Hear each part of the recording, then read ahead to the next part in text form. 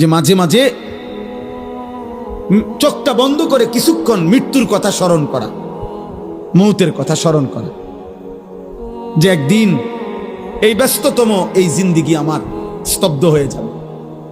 নবীজি সাল্লাল্লাহু আলাইহি সাল্লাম বলছে, আকসিরু যিকরা হাদিমিল লাযযাত, আমার উম্মত এই জিহ্বা যেটা আজকে তোমাকে হাজারো আইটেমের স্বাদ বলে দেয়, গরুর গোশতের আলাদা, খাসির গোশতের আলাদা, মুরগির গোশতের আলাদা, হরেক রকম মাছের স্বাদ আলাদা, একদিন সত্য সত্য এই জিহ্বা স্বাদ স্তব্ধ হয়ে যাবে।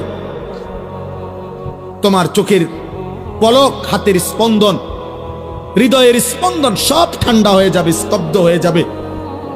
সেই মৃত্যুকে বেশি বেশি স্মরণ করো, যে মৃত্যু তোমার জিহ্বার স্বাদ বন্ধ করে দিবে, যে মৃত্যু তোমার চোখের পলক নিভায়ে দিবে, যে মৃত্যু তোমার হৃদয়ের স্পন্দন স্তব্ধ করে দিবে। আল্লাহ নবী সাল্লাল্লাহু আলাইহি ওয়াসাল্লাম বলছেন। তো এখানে মহান আল্লাহ পাক রব্বুল আলামিন বলছে, বান্দা তোমার মনে থাকে আর না থাকে, তুমি গুরুত্ব দাও আর খামখেয়ালি করো, তুমি আনুগত্য করো আর নাফরমানি করো, মনে রাখো বান্দা, যে অবস্থাতেই থাকো না কেন, একটি নির্দিষ্ট সময়ে সত্য সত্য মৃত্যু যন্ত্রণা তোমার চলে আসে।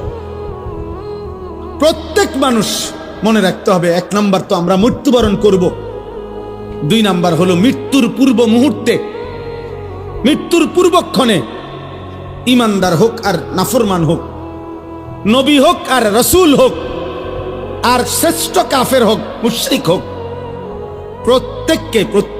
প্রত্যেককেই সাকরাতুল মাউত, মৃত্যুর যন্ত্রণা ভোগ করতে হবে।